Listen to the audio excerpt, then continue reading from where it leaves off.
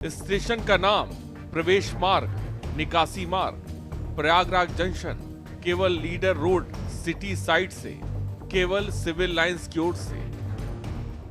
Subedarganj station केवल Jhalwa road Kaushambi road से, केवल जीटी रोड की ओर से। प्रयागराज छिवकी सीओडी रोड से, जेआईसी रोड की ओर से। Naini junction platform number 1 station road से, प्लेटफॉर्म नंबर 4 द्वितीय प्रवेश द्वार से। माघ मेले में मकर संक्रांति और मौनी अमावस्या खास स्नान पर्व माना जाता है, लिहाजा रेलवे प्रशासन ने श्रद्धालुओं की सुविधा के लिए प्रयागराज जंक्शन, प्रयागराज छिवकी, नैनी और सूबेदारगंज स्टेशनों पर व्यापक व्यवस्थाएं की हैं। माघ मेले के दौरान सुरक्षा व्यवस्था के अंतर्गत रेलवे सुरक्षा बल, राजकीय रेलवे पुलिस, भारत स्काउट एवं गाइड, सिविल डिफेंस की अतिरिक्त तैनाती की गई है। इन स्टेशनों पर सीसीटीवी कैमरों के माध्यम से 24 घंटे निगरानी की जा रही है। वहीं यात्रियों की भीड़ को देखते हुए यात्री आश्रयों के अंदर ही अनारक्षित सीट काउंटर, एटीवीएम और मोबाइल टैगिंग की व्यवस्था की गई है। बता दें कि रेलवे की तरफ से 150 से ज्यादा मेला स्पेशल ट्रेनें चलाई जा रही हैं। साथ ही कई लंबी दूरी की ट्रेनें जैसे प्रयागराज एक्सप्रेस को जंक्शन के बजाय सूबेदारगंज या छिवकी से चलाया जा रहा है, जबकि प्रयागराज, रामबाग और झूसी स्टेशनों पर भी कई जोड़ी ट्रेनों का स्थायी ठहराव दिया गया है। कुंभ के रूप में भी जाना जा रहा है, जिसमें करीब 15 से 18 करोड़ लोगों का माना जा रहा है कि श्रद्धालु प्रयागराज में आने वाले हैं, जिसको लेकर के रेलवे प्रशासन पूरी तरह तैयारी कर चुका है। और उसके साथ साथ मैं आपको बता दूं कि मौनी में अमावस्या और मकर संक्रांति के साथ साथ बसंत पंचमी का भी स्नान होने वाला है, जिसमें करीब करोड़ों की तादाद में यहाँ पे जो श्रद्धालु वो आस्था की डुबकी लगाएंगे। तो देखते हैं कि वो जो रेलवे की तैयारियां हैं वो किस तरह से की गई, इसके लिए जानकारी लेते हैं। हमारे साथ मौजूद है इस समय शशिकांत त्रिपाठी जी और CPRO उत्तर मध्य रेलवे। तो सबसे पहले त्रिपाठी जी, जो मकर संक्रांति के साथ साथ जो मौनी अवस्था का जो होने वाला है स्नान, जिसमें करीब माना जाएगा 3.5 करोड़ से ऊपर यहाँ पर जो श्रद्धालु आने वाले हैं, तो एकल व्यवस्था जो आपने वन वे ट्रैफिक किया है स्टेशन का, उसके बारे में थोड़ा सा बताइए। देखिए, मकर संक्रांति और मौनी अमावस्या ये त्यौहार अब आ रहे हैं और ये दोनों बड़े पर्व हैं जिनमें काफ़ी बड़ी संख्या में श्रद्धालु आते हैं।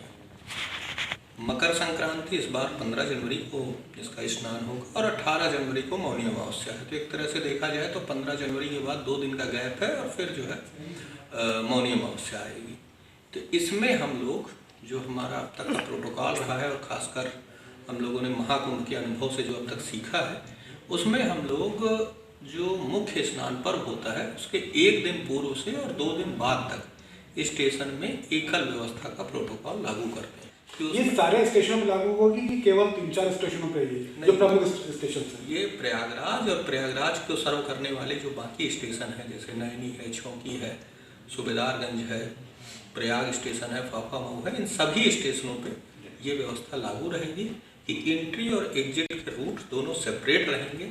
इसका मुख्य लाभ ये होता है कि एक तो जो क्राउड होता है उसको कंट्रोल करना आसान होता है, लोगों का आपस में किसी भी तरह से टकराने की, आमने सामने आने की स्थिति नहीं होती है। एक फ्लो में चूंकि लोग चलते हैं तो एक साइड से एंट्री और एक साइड से एग्जिट होने से स्टेशन पे बेहतर प्रबंधन हो पाता है। इसलिए ये व्यवस्था हम लोग 14 जनवरी से लेकर 20 जनवरी तक के बीच में लागू होती है।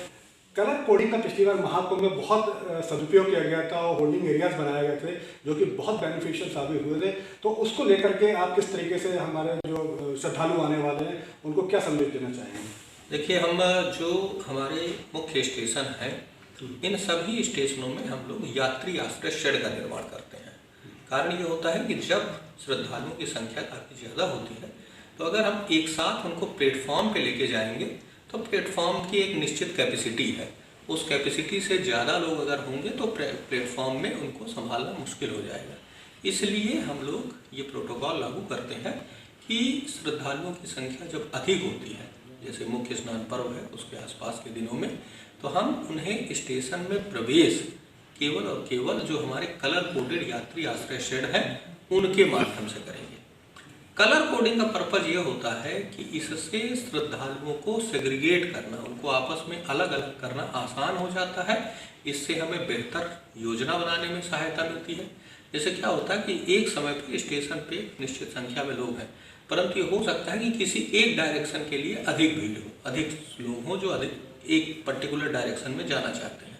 जैसे किसी समय स्टेशन में ऐसा हो सकता है कि प्रयागराज से दिल्ली जाने वालों, कानपुर डायरेक्शन में जाने वाले लोगों की संख्या अधिक है, तो हमें ये आकलन उससे मिल जाता है कि इस रंग का जो हमारा कलर कोडेड यात्री आश्रय शेड है, इसमें चूंकि संख्या अधिक हो रही है, तो हमें कानपुर डायरेक्शन में ज़्यादा ट्रेनों को चलाने की आवश्यकता है। इसलिए हम बेहतर योजना बना पाते हैं, प्लस लोगों को अलग अलग कर पाते हैं। इससे हमारे जो प्लेटफॉर्म है और जो कलर कोडेड यात्री आश्रय शेड है, कलर कोडेड यात्री आश्रय शेड में व्यक्ति प्रवेश करता है, फिर हर यात्री आश्रय शेड से प्लेटफॉर्म जाने का एक सेपरेट रास्ता है जो पूरी तरह से सेग्रीगेटेड है।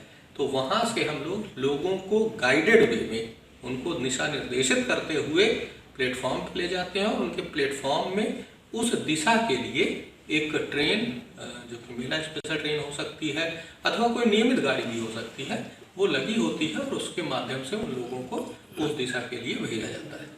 तो ये थे हमारे साथ उत्तर मध्य रेलवे के CPRO साहब, जिन्होंने बताया कि ये जो व्यवस्था है इसको महाकुंभ में भी लागू किया गया था और जो माघ मेला जिसे मिनी कुंभ की तरह भी माना जा रहा है, तो उस मिनी कुंभ में भी इसको लागू किया जाएगा और श्रद्धालु इसका पूरी तरीके से बेनिफिट उठा सकते हैं। सबसे बड़ी बात कि इसमें जो भीड़ का प्रबंधन है, जो क्राउड मैनेजमेंट है, उसको पूरी तरीके से हैंडल किया जाएगा और किसी भी तरह की अनहोनी होने से बचाया जा सकता है। आपको बता दें कि स्वच्छता और स्वास्थ्य को प्राथमिकता देते हुए स्टेशन परिसरों में नियमित सफाई, अतिरिक्त शौचालय, पेयजल काउंटर और मेडिकल सहायता केंद्र स्थापित किए गए हैं। प्रयागराज जंक्शन पर मेडिकल ऑब्जर्वेशन कक्ष में चिकित्सकों और पैरा मेडिकल स्टाफ की तैनाती के साथ प्राथमिक उपचार की समुचित व्यवस्था की है। यात्रियों को आवश्यक मार्गदर्शन प्रदान करने के लिए बहुभाषीय उद्घोषणा प्रणाली, सूचना पट्टा, डिजिटल डिस्प्ले बोर्ड और स्वयंसेवकों की तैनाती की गई है। फिलहाल कह सकते हैं कि सभी यात्री रेलवे प्रशासन द्वारा जारी दिशा निर्देशों का पालन करें और सहयोग प्रदान करें, जिससे ये पावन आयोजन सफलतापूर्वक और सुचारू रूप से संपन्न हो सके। स्पेशल डेस्क, के न्यूज़ इंडिया।